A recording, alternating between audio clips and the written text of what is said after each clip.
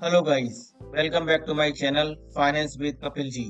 आज हम इस वीडियो में आपसे बात करेंगे mock test for mutual fund distributor certification examination, जो कि आता है NISM National Institute of Security Markets. इस मॉक टेस्ट में हमने मिनिमम 10 एमसीक्यू रखे हैं, जो बहुत ही इजीली से आप उनका आंसर दे सकते हैं।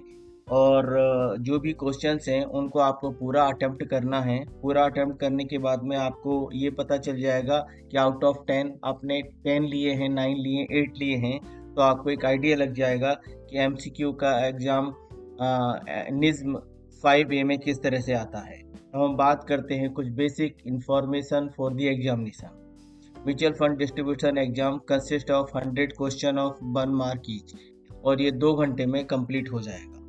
पासिंग मार्क्स जो कि 50% हैं, आपको मिनिमम 50% मार्क पासिंग लेकर आने हैं। लेकिन अच्छी चीज़ ये है कि इसमें कोई भी नेगेटिव मार्किंग नहीं है। और आपके लिए जो बेसिक इन्फॉर्मेशन है उसके बारे में मैं आपको बताता हूँ। आपको कम से कम 30 minute before schedule exam time से पहले एग्ज़ाम सेंटर में पहुँचना है, और साथ में आपको print out of the admit card लेके जाना है। अगर कोई भी व्यक्ति अगर एडमिट कार्ड नहीं लेके जाता है, भूल जाता है, तो उसकी एंट्री नहीं होगी एग्ज़ाम सेंटर में। तो कृपया print out of the admit card ले जाना ना भूलें। साथ में एनी वन डॉक्यूमेंट जैसे कि पैन कार्ड, आधार कार्ड, ड्राइविंग लाइसेंस और पासपोर्ट, आपको इनमें से कोई भी एक ओरिजिनल आइडेंटिटी प्रूफ साथ में लेके जाना है। हाँ, कैंडिडेट को एग्जाम सेंटर में पेन, पेंसिल और physical calculator inside the test area allowed है।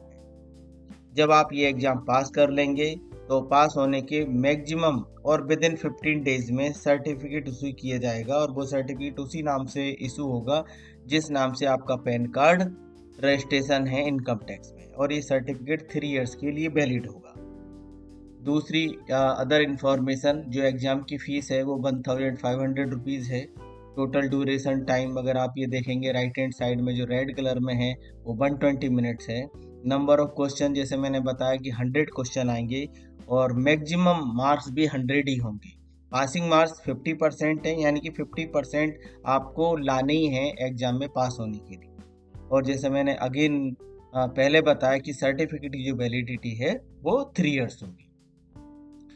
सो once again welcome back to my channel, जिसमें हमने एमसीक्यू सीरीज बन रखी है। इस तरह से मैं और भी सीरीज बनाऊंगा आप लोगों के लिए, जिन सीरीज में आप बहुत सारे एमसीक्यू दे सकते हैं। कोशिश करना है कि आप ज़्यादा से ज़्यादा एमसीक्यू सीरीज देखें, उनके अटेम्प्ट को पास करें, आउट ऑफ दी 10 लेकर आए, जिससे कि आपके चांसेस ऑफ दी पास होने के चांसेस बढ़ जाएंगे। सो इस टोटल एमसीक्यू में टोटल क्वेश्चन 10 हैं, और मैं आपसे रिक्वेस्ट करूंगा कि अगर आपको कोई क्वेश्चन बड़ा लगता है, समझ में नहीं आता है, तो वीडियो को स्टॉप करके उनके आंसर देने की कोशिश करें। क्वेश्चन को धीरे धीरे पढ़ें, और अगर आपको लगता है कि उनके आंसर को प्रॉपर है देना है, तो थोड़ा थिंक करके आंसर प्रॉपरली दे सकते हैं। Do not take more time, there is no negative marking. सबसे अच्छी चीज़ ये है कि यहाँ पर नेगेटिव मार्किंग नहीं है। लेकिन नेगेटिव मार्किंग का मतलब ये नहीं है कि हम कोई से भी क्वेश्चन का कोई सा भी आंसर दे दें। इन एक्चुअल टेस्ट, अगर जब आप एक्चुअल टेस्ट देने जाएंगे तो टोटल 100 एमसीक्यू होंगे, जिसमें टोटल टाइम होगा 120 minute, means 2 hours. It means एक क्वेश्चन के लिए 1.2 मिनट होगा, means 72 second. Physical calculator allowed है। अगर क्वेश्चन में अगर कोई भी ऐसा क्वेश्चन आता है जिसको आपको कैलकुलेटर का यूज करना है, तो आप कैलकुलेटर एग्जाम सेंटर में ले जा सकते हैं। So let's start our MCQ, जिसमें जैसे मैंने बताया कि टोटल एमसीक्यू 10 हैं। सो हम लोग अभी अपनी एमसीक्यू सीरीज 1 में हम लोग स्टार्ट करते हैं कि कौन कौन से क्वेश्चन है और उनके आंसर कौन से हैं। तो पहला क्वेश्चन है NAV of a mutual fund. तो ए में है is always constant, B keeps going up at the steady rate, C fluctuate with the market movement, D डेब्ट fund NAV can not go down at all. So इसका correct answer है C, fluctuate with market movement. Question number 2, the process of converting demat unit into physical form is called rematerialization. So question तो इसका answer है a true. Question है third, if NAV of the fund increase it indicate. इसके चार answer हैं। Fund expenses have decrease, fund performance has improved, C more unit have been issued, D fund assets has reduced। तो इसका answer है B, fund performance has improved. Let's go to the next question. Total expense ratio TER is express as a percentage of. Answer चार part में दिए हुए हैं जिसमें से हमें एक को करेक्ट करना है। A NAV, B total assets, C total liability, D market capitalization. इसका सही आंसर है NAV। Let's go to the next question. What is the formula for calculating NAV?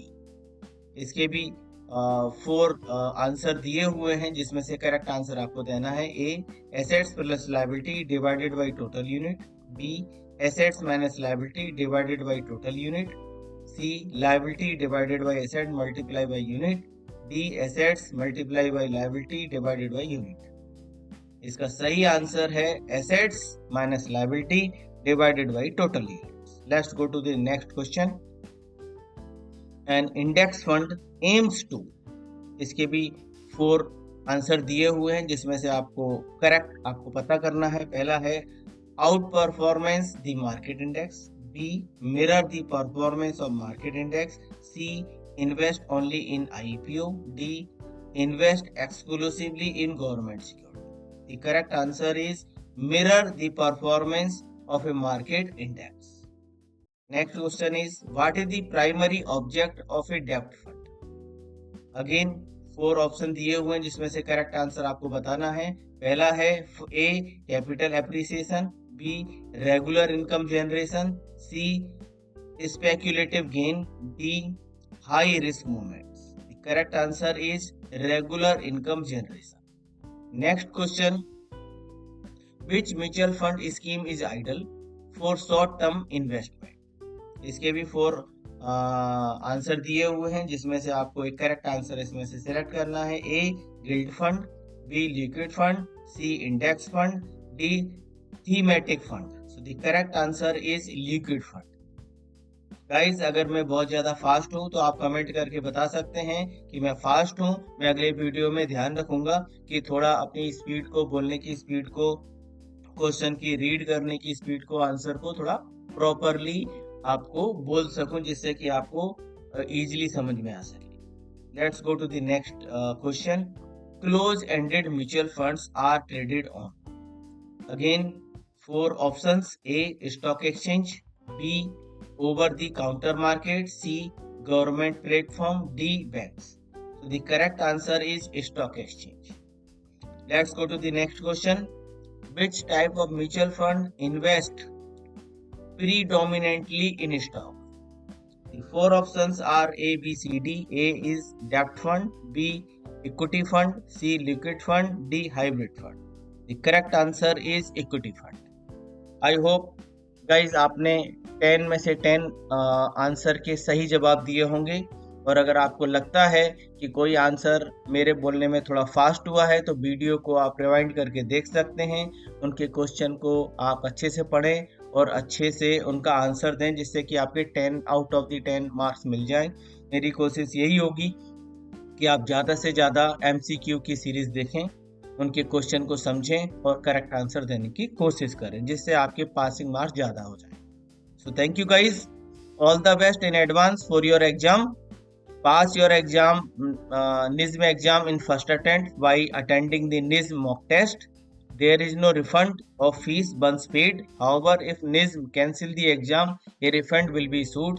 The validity of certificate of the candidate on successful completion of the NISM exam is 3 years.